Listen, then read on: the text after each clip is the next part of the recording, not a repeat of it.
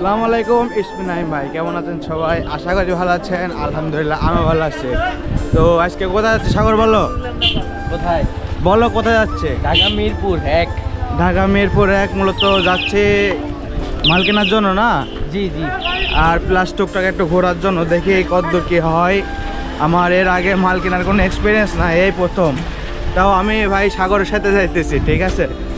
তো চলুন দেখতে থাকুন।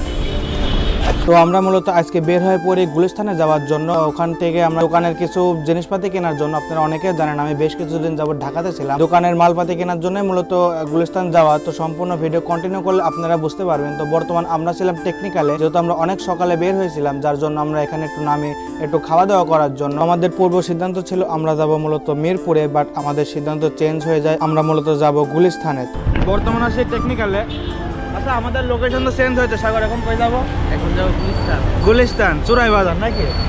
তো ঢাকা গুলিস্তানে মূলত আমার এই প্রথমবার যাওয়া, যার জন্য আমি একটু এক্সাইটেডও ছিলাম। আমরা লোকাল বাস ধরে বের হয়ে যাই, দেখতেই পারছেন আসলে ঢাকার রাস্তাগুলো যে এত সুন্দর আমি কখনো যাই নাই, এই জন্য আমি জানতাম না। আমার পাশে মূলত ছিল গণভবন। তো আমার সামনে এখন যেটা দেখছেন এটা মূলত ধানমন্ডি 32 নাম্বার। আপনারা অনেকেই শেখ মুজিবের বাড়ি হিসাবে চিনেন। সামনে দেখে মেট্রো রেল যাচ্ছে, তো অনেক ইচ্ছা ছিল মেট্রো রেলে ওঠা, বাট সময় হয়ে ওঠে নাই। ইনশাল্লাহ নেক্সট টাইম গেলে আমি চেষ্টা করব। তো আমরা মূলত চলে আসি গুলিস্তান বাজারে, দেখতে পারছেন। তো আমরা সরাসরি ঢুকে যাই মার্কেটের ভিতরে জিনিসপাতি কেনার জন্য। এখানে শুধু পাইকারি ভাবে বিক্রি করা হয়, খুচরা কোনো কিছু বিক্রি করা হয় না। আপনারা যারা যাবেন অবশ্যই পাইকারি ভাবে কিনতে যাবেন। এই মার্কেটের নামই মূলত গুলিস্তান পাইকারি মার্কেট। যারা মূলত ব্যবসা করে দোকানপাটে, তারা মূলত এখানেই যায় মালটাল কেনার জন্য। আমি মাল কিনেই যাচ্ছিলাম, দেখতে পারছেন ব্যবসায়িক একটা ভাব আসতেছিল। তো যাই হোক, আমরা মূলত মালটাল কেনা শেষ করে সরাসরি বাসে উঠে পড়ি। অনেকেই ছিল মূলত যারা মাল কেনার জন্য আসছিল, এবং এখান থেকে সরাসরি বাস বিভিন্ন জায়গার বাস পাওয়া যায়। ঢাকা এসে হস্টেল লাগলেও কিন্তু ঢাকার ভিতরকার পরিবেশ একদমই বাজে, ঠিক আছে?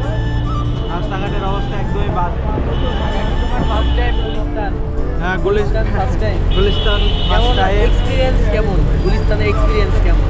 ভালো না, বেশি ভালো না। না। ভিডিওগুলো আসতে একটু লেট হতে পারে, সবাই ভিডিওগুলো দেখবেন। তো এখন যাচ্ছে মোটামুটি বাজে কত?